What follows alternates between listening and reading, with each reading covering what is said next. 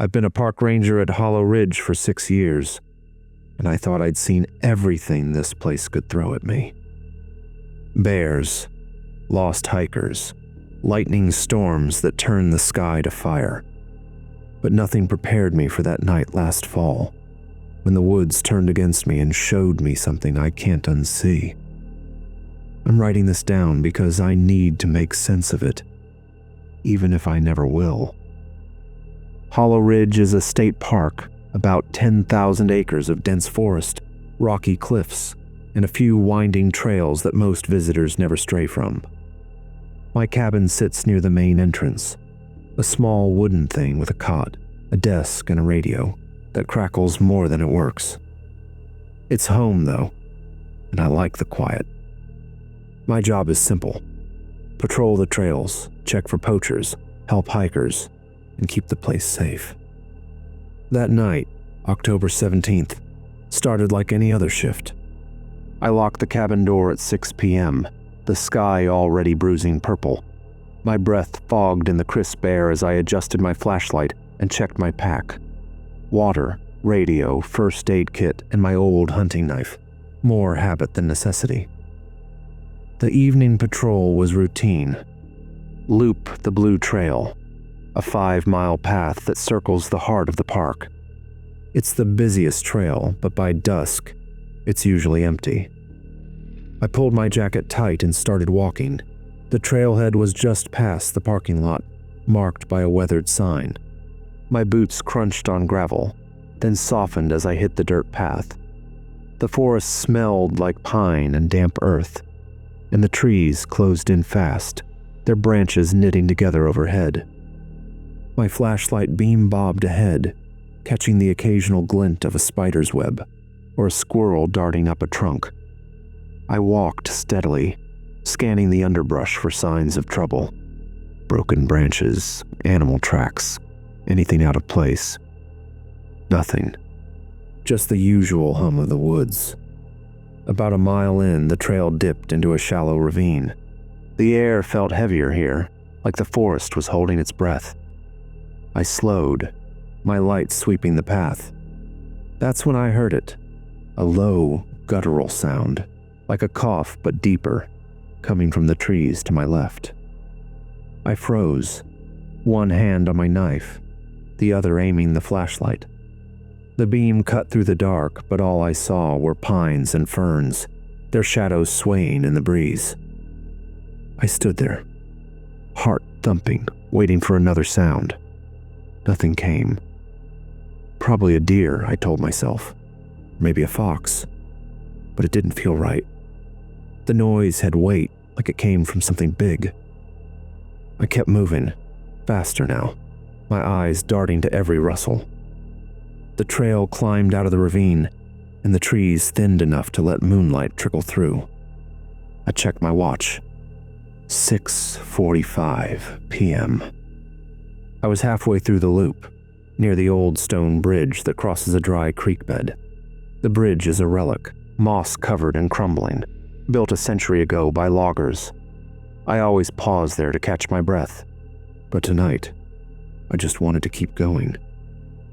As I stepped onto the bridge, my flashlight flickered. I smacked it against my palm, and the beam steadied. That's when I saw the tracks. They were pressed into the soft dirt just beyond the bridge, where the trail picks up again. I crouched, holding the light steady. The prints were big, maybe 10 inches long, with 4 toes and deep claw marks. Not bear. Too narrow. Too deliberate. Not wolf either. I've seen every track this forest has to offer, and these were wrong. My stomach twisted as I traced one with my finger. It was fresh, the edges still sharp. I stood, my beam sweeping the trees. The woods were silent now, no crickets, no owls. Just my own breathing, loud in my ears. I gripped my knife tighter and forced myself to move. The trail curved left, deeper into the park, and I followed it, every step heavier than the last. My light caught something on a low branch, a tuft of coarse grayish hair snagged in the bark. I reached out, hesitating, then plucked it free. It was wiry, almost oily, and smelled faintly of rot. I dropped it, wiping my hand on my pants. The trail narrowed, hemmed in by thickets of bramble. I was maybe 3 miles in when I heard it again. That cough, closer now, from somewhere ahead. My light snapped up, but the beam didn't reach far, swallowed by the dark. I called out, "Hello? Anyone there?" My voice sounded small, like the forest ate it. No answer, just the echo of my words. I took a step, then another, my boots scuffing the dirt. The air felt wrong, thick, like I was wading through it. Then I saw the eyes. They were just off the trail, maybe 20 feet away. 2 pale yellow orbs glowing in my flashlight's beam. They weren't deer eyes, too high off the ground, too steady. I froze, my heart slamming against my ribs. The eyes didn't blink, didn't move. I couldn't see the body, just those eyes, floating in the dark. I shouted, "Get out of here!" and waved my knife, but the eyes stayed put. Then slowly, they tilted, like whatever it was had turned its head. I backed up, my beam locked on those eyes. My heel caught a root, and I stumbled, nearly dropping the flashlight. When I steadied myself, the eyes were gone. Just darkness. I spun, sweeping the light in every direction. Nothing. My chest heaved, my breath ragged. I wanted to run, but I couldn't. Not yet. I had to finish the loop.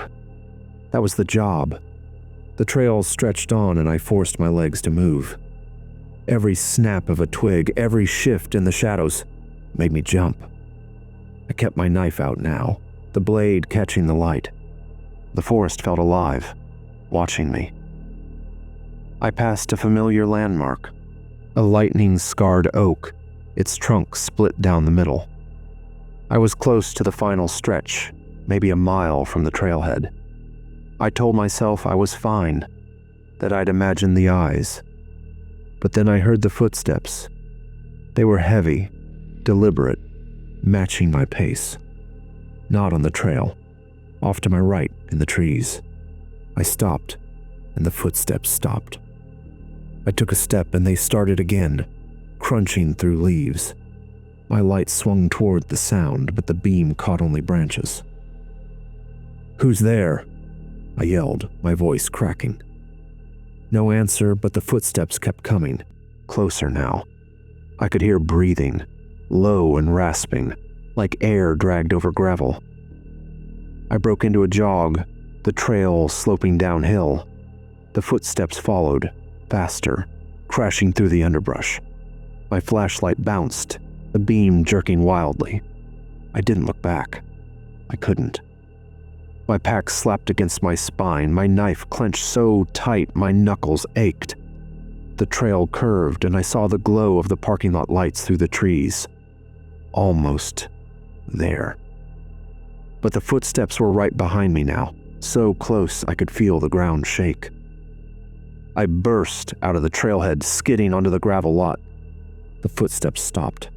I spun, my light slashing the darkness. Nothing. Just the empty trail, the trees looming like silent giants. My chest burned, my legs shaking. I backed toward my cabin, keeping the light on the woods.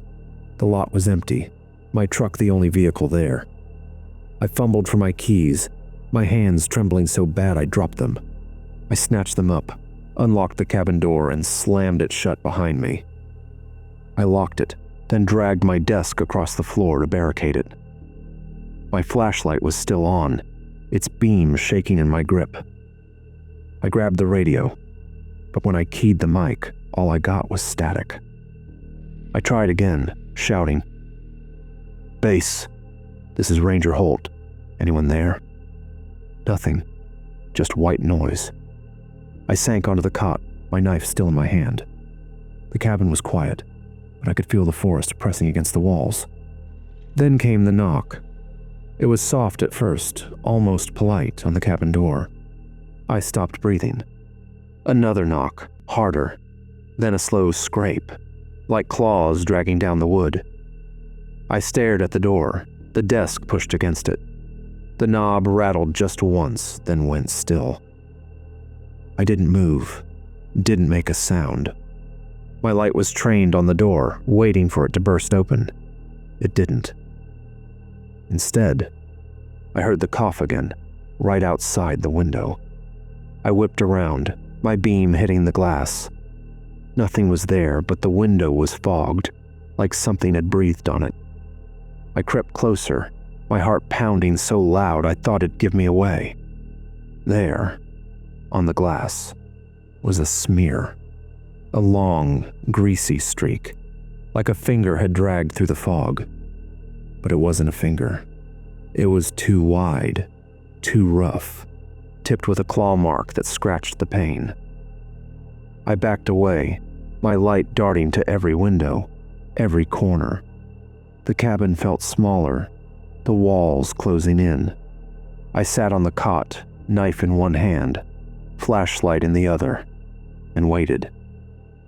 The night dragged on, every creak of the cabin making me flinch. I didn't sleep. I couldn't.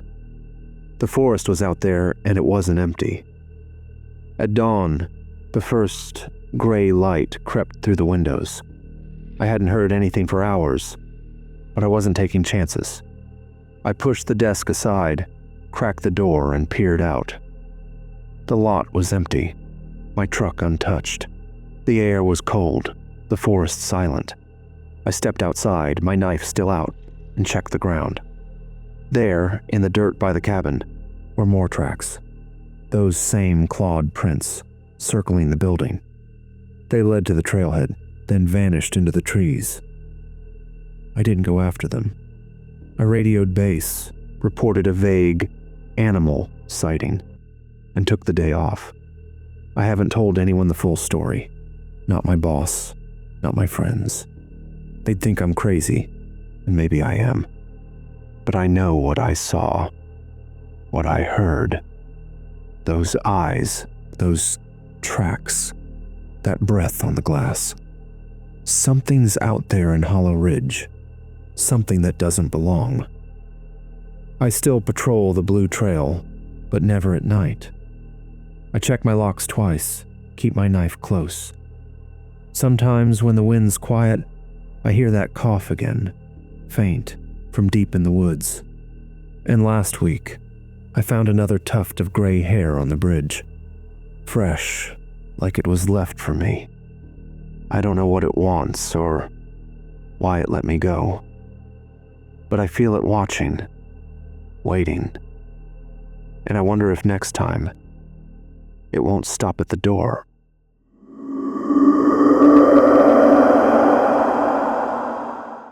If you enjoyed this video, please give us a like and please subscribe. Your support will help us tremendously. Thank you.